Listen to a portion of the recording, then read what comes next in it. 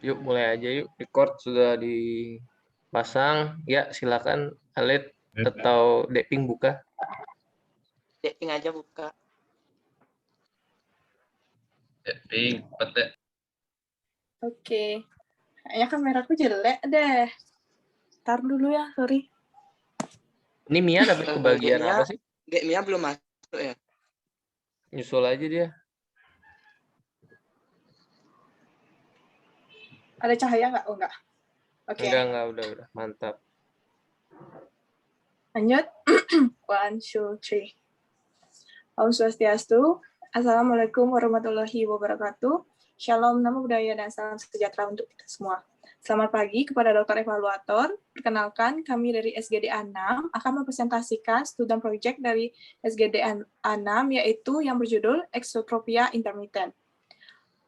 Adapun anggota dari kelompok kami, sebanyak 13 orang, bisa dilihat pada slide. Kemudian di sini saya akan menjelaskan mengenai latar belakang. Sebelumnya, perkenalkan, saya Kak Yusri Tresnayanti dengan 3 NIM digit terakhir, yaitu 034. Nah, mengenai latar belakangnya itu sendiri, Exotropia intermittent merupakan jenis kelainan strabismus divergent yang paling umum terjadi, di mana kelainan ini disebabkan karena adanya mekanisme pasif dari anatomi bola mata dan orbit atau diakibatkan dari mekanisme persarapan aktif sehingga mengakibatkan divergensi sumbu visual dan insufisiensi intermittent yang memberikan bentuk exotropia itu sendiri. Nah, untuk pengertian exotropia merupakan salah satu jenis exodefisiasi yang ditandai dengan ketidaksesuaian posisi bola mata berdasarkan aksis visual dengan sifat intermittent. Exotropia dapat berhubungan dengan adanya riwayat kelahiran prematur, kelainan genetik, riwayat strabismus di keluarga, dan kelainan refraksi. Untuk gejala umum atau gejala utama dari exotropia itu sendiri, yaitu adanya deviasi ke arah luar melibatkan satu mata atau kedua mata, terutama pada saat melihat jarak jauh. Nah, menurut beberapa penelitian, sekitar 48 sampai dengan 92% pasien yang mengalami exotropia memiliki jenis exotropia intermittent itu sendiri, dan diperkirakan dapat mempengaruhi 32,1 per 100.000 anak dengan usia di bawah 19 tahun berdasarkan penelitian Amerika Serikat, serta lebih sering terjadi di daerah Asia dan paling banyak diderita pada wanita dibandingkan dengan pria. Nah, untuk klasifikasi exotropia itu sendiri diklasifikasikan menjadi 3 tipe. Untuk latar belakang selanjutnya bisa dijelaskan oleh teman saya. Baik, saya akan melanjutkan pemaparan latar belakang student project ini. Sebelumnya, perkenalkan nama saya Luhputu Ariwulandari dengan 3 digit NIM terakhir 030. Di sini saya akan menjelaskan terkait kriteria klinis pada exotropia intermittent ini dapat dievaluasi melalui anamnesis usia pertama kali terjadinya strabismus, frekuensi exotropia, dan deviasi yang muncul pada keadaan tertentu. Penata laksanaan saat ini itu berupa koreksi kacamata, oklusi, dan pembedahan. Koreksi kacamata yang sesuai secara signifikan dapat meningkatkan kontrol exotropia karena pasien mendapatkan gambaran retina yang lebih jelas. Pasien dengan amblyopia apabila mendapatkan terapi oklusi dapat berfungsi untuk meningkatkan kontrol deviasi exotropia. Sedangkan apabila pasien tidak mendapatkan terapi, mengalami progresivitas menjadi konstan dalam evaluasi selama 3,5 tahun, hanya 9% yang mengalami perbaikan dan 16% yang mengalami perburukan. Untuk tindakan operasi itu dilakukan apabila keadaan deviasinya yang besar, di mana tujuannya untuk memperbaiki posisi bola mata dan mengembalikan fungsi binokular. Jadi berdasarkan pemaparan tersebut dalam student project ini kami akan membahas lebih lanjut terkait exotropia intermittent. Silahkan dapat dilanjutkan.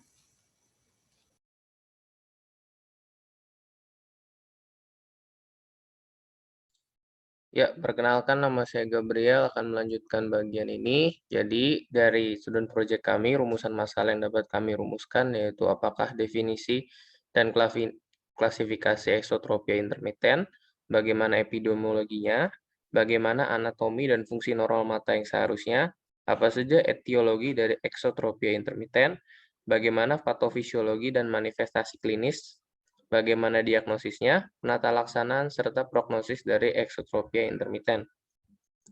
Tujuan dari SP kami sendiri itu mengetahui definisi dan klasifikasi eksotropia intermiten, epidemiologi, anatomi dan fungsi normal mata, etiologi, patofisiologi dan manifestasi klinis, diagnosis, penata laksanaan, serta prognosis eksotropia intermiten. Nah, slide selanjutnya. Adapun untuk manfaat dari penulisan ini adalah melalui student project ini diharapkan kami dapat menjadi sumber ilmu dan menambah pengetahuan mengenai definisi, epidemiologi, etiologi, diagnosis, tata laksana, dan prognosis dari eksotropia intermiten.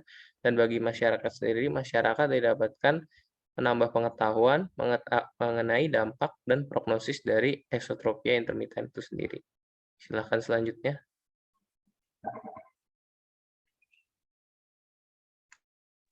Baik, selamat pagi. Perkenalkan, nama saya Ernest Vincent Tilsia Junior dengan NIM 19025-11088. Adapun saya akan membahas mengenai anatomi dan fungsi normal pada pasien pada mata bagian orbital. Bisa slide selanjutnya. Baik, pada gambar di sini bisa dilihat pada gambar yang kiri itu terdapat dinding-dinding dari orbit, sedangkan pada gambar yang kanan itu terdapat otot-otot yang mengendalikan pergerakan dari mata sendiri. Untuk otot-otot yang mengendalikan pergerakan mata dapat dikenal dengan otot extraocular muscle atau otot extraocular. Untuk otot extraocular ini sendiri dibagi menjadi dua bagian besar, yaitu yang pertama ada otot rectus atau otot yang lurus, itu dibagi menjadi superior rectus, inferior rectus, lateral rectus, dan medial rectus. Yang kedua itu adalah otot oblik. Untuk otot oblik ini dibagi menjadi superior oblik dan inferior oblik.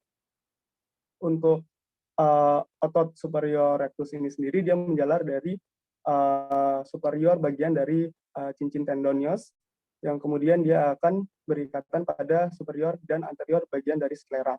Otot ini menjalar pada dinding superior dari orbit. Kemudian berikutnya itu ada otot inferior.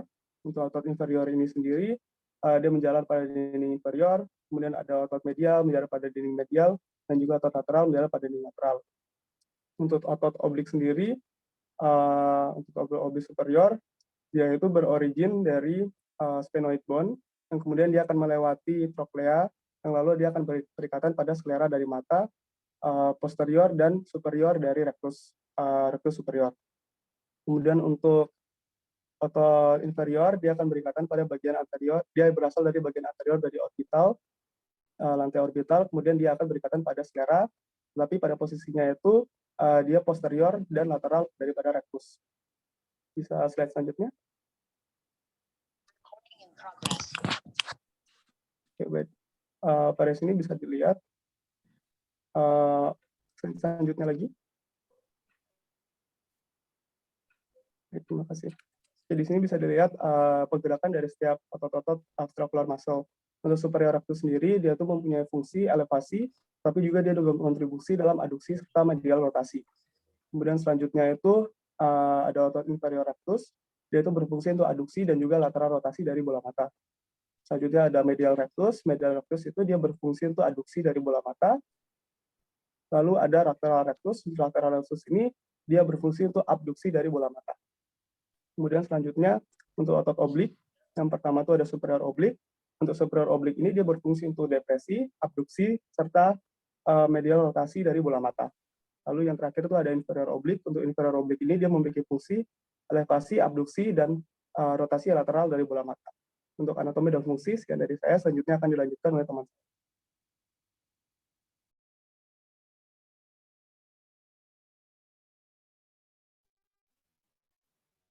Baik, izin melanjutkan untuk presentasi selanjutnya. Perkenalkan, nama saya Komali Widiantara dengan 3 digit terakhir 13. Jadi definisi dari eksotropia itu sendiri merupakan keadaan yang tidak selaras dari sumbu visual, sehingga akan terlihat salah satu sumbu visual menyimpang ke arah temporal dari bidang horizontal atau positif divergen. Nah, untuk eksotropia intermiten itu sendiri merupakan eksodeviasi yang masih dapat dikontrol oleh mekanisme fusi. Eksotropia intermiten paling umum terjadi pada anak-anak, terutama pada populasi Asia, di mana biasanya terjadi pada tahun pertama kehidupan dan diperkirakan sekitar 3% remaja di Cina mengalami kondisi ini. Baik, bisa next slide.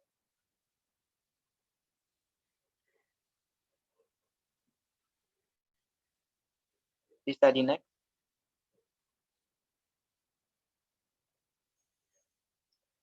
Baik, kemudian untuk klasifikasi dari eksotropia intermittent ini sendiri ada 3 tipe. Yang pertama adalah basic eksotropia atau BE, di mana derajat deviasinya sama besar ketika fiksasi dekat dan jauh dalam 10 PD. Kemudian yang kedua adalah divergent excess atau DE, di mana derajat deviasi jauhnya lebih dari 10 PD. Dan yang terakhir adalah convergent insufficiency atau CI, di mana derajat deviasi lebih dari 10 PD saat fiksasi dekat dibandingkan dengan fiksasi jauh.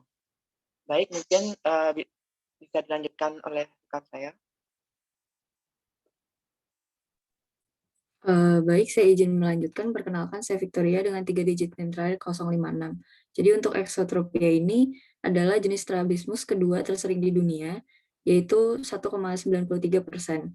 Lalu kasusnya paling sering ditemui di Asia, dan paling sering didiagnosa pada anak di bawah 10 tahun. Lalu kasusnya juga, untuk angka kasusnya lebih tinggi pada perempuan, yaitu 61,4% dibandingkan pada laki-laki. Mungkin bisa dilanjutkan.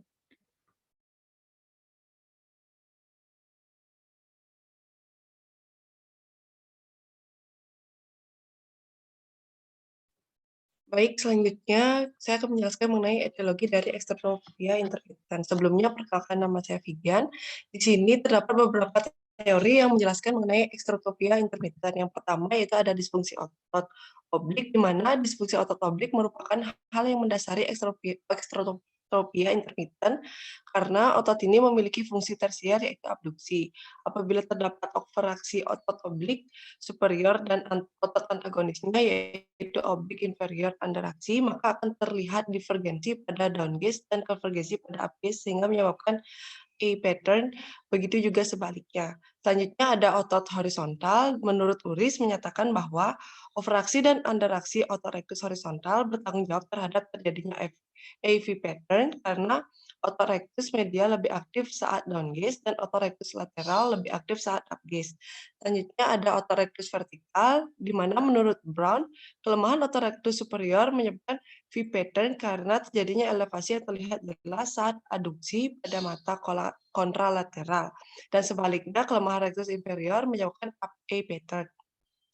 Selanjutnya ada sagitalisasi otot oblik, di mana sagitalisasi berarti bahwa insersi otot secara abnormal lebih ke posterior sehingga otot berjalan relatif lebih paralel dengan aksis visual sehingga dapat mengurangi faktor eksersional dan menyebabkan pergeseran gerak torsional otot oblik inferior yang menghasilkan ensiklotropia. Selanjutnya ada anomali struktur orbita, di mana esotropia E pattern sering terjadi bersama dengan interaksi oblik inferior pada pasien dengan visura palpebra mongoloid. Dan demikian juga eksotropia V pattern. Selanjutnya ada iatrogenik, di mana terapi bedah untuk E sampai V pattern dapat menyebabkan overkoreksi. Bentuk E pattern dapat terjadi akibat bedah untuk V pattern, dan V pattern juga dapat terjadi setelah bedah untuk E pattern. Selanjutnya yang terakhir yaitu ada deprivasi sensorik, di mana defisiensi fusi umumnya berkaitan dengan eksiklotorsi dan biasanya terjadi bilateral. Akibat eksiklotorsi ini, rectus medial menjadi elevator parsial dan rectus superior menurun fungsi elevasinya.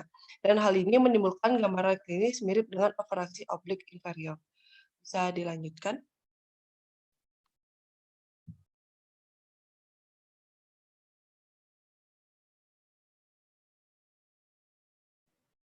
Baik, selanjutnya saya akan melanjutkan presentasi dari teman saya. Di sini saya akan menjelaskan patofisiologi dan manifestasi klinis. Untuk patofisiologi eksotropia ini dapat diakibatkan oleh kelainan pada otot mata atau kelainan genetik. Eksotropia juga dapat disebabkan oleh kelainan refraksi berupa miopi, astigmatisme, dan hipermetropia. Di sini pada pasien miopi juga dapat terjadi esotropia akibat punctum remotum yang dekat sehingga mata selalu dalam atau kedudukannya konversi yang akan mengakibatkan keluhan astinopia konversi menetap. Di sini kelainan anatomi pada mata dan kelainan saraf sensorik motorik juga dapat menyebabkan eksotropia. Kelainan pada otot luar mata dan kelainan pada rongga orbita merupakan penyebab tersering dari kelainan anatomi. Kelainan pada otot luar mata disebabkan karena adanya trauma pada kepala ataupun orbita dan adanya kelemahan dari otot rectum medial.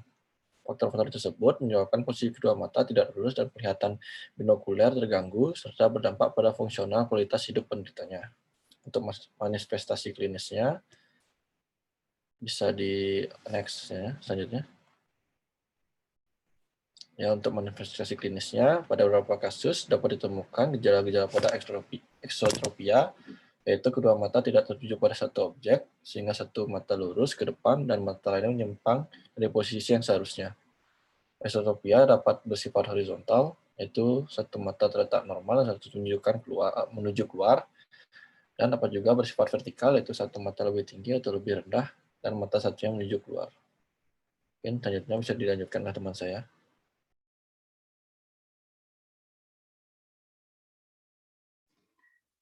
Baik, perkenalkan nama saya Kadek Dinda Yusri Winanti dengan 3 digit NIM terakhir 012.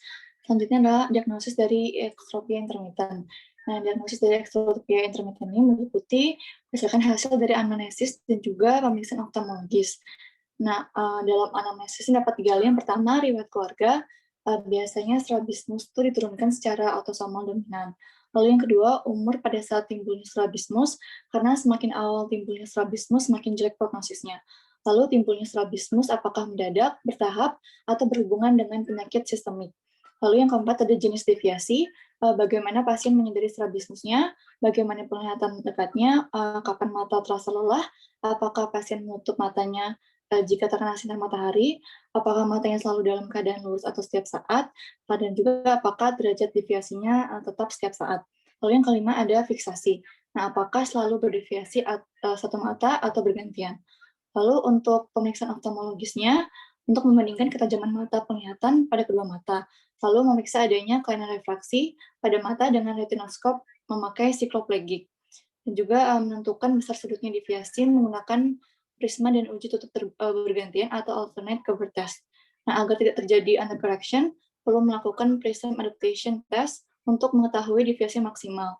Lalu teknik pemeriksaan lain seperti patch test atau oklusi lakukan apabila terdapat perbedaan antara deviasi dekat dan jauh secara signifikan. Nah, eksotropia ini cenderung muncul ketika lelah, memiliki gejala demam dan flu, atau saat melamun. Dan pada pasien dewasa sering muncul deviasinya setelah meminum minuman beralkohol sedatif. Sekian lanjutkan dengan teman saya.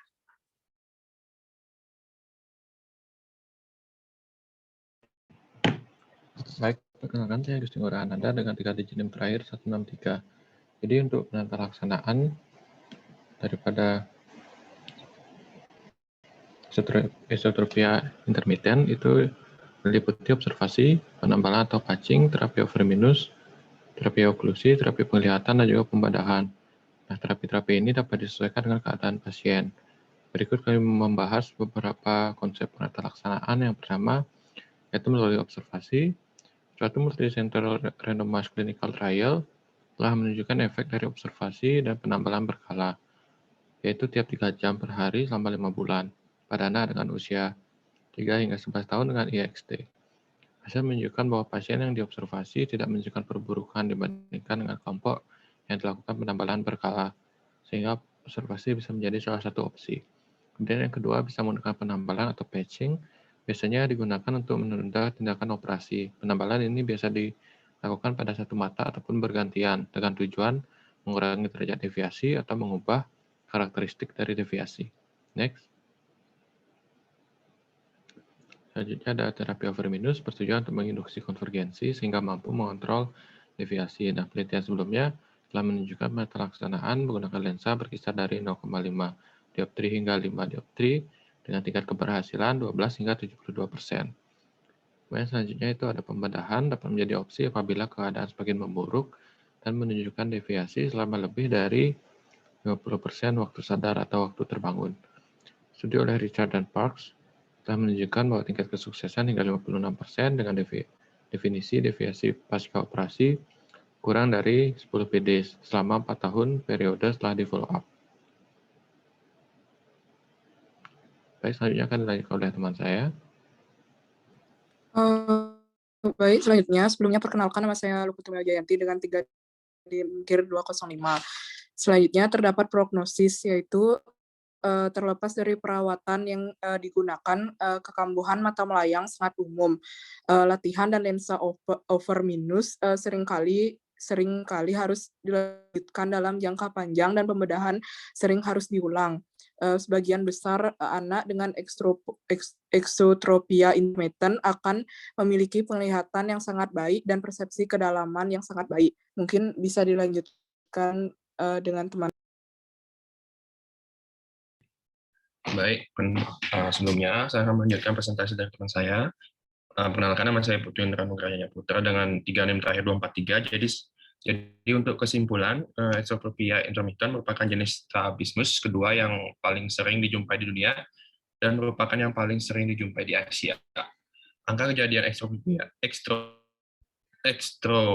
exotropia di dunia mencapai 1,93%. Exotropia disebabkan oleh kelainan refraksi berupa miopia, astigmatisme, dan hipermetropia. Untuk membantu menegakkan diagnosis exotropia intermittent diperlukan pemeriksaan meliputi anamnesis dan pemeriksaan oftalmologi yang memerlukan kriteria exotropia intermittent. Jadi untuk pelaksanaannya meliputi observasi, penambahan terpaging, terapi minus, terapi oklusi, terapi penglihatan, dan pembedahan. Terlepas dari perawatan yang digunakan, kekambuhan mata melayang sangat umum. Latihan dan lensa over minus seringkali harus dilanjutkan dalam jangka panjang dan pembedahan sering harus dilakukan. Next. Jadi sekian untuk presentasi dari kelompok A6. Terima kasih.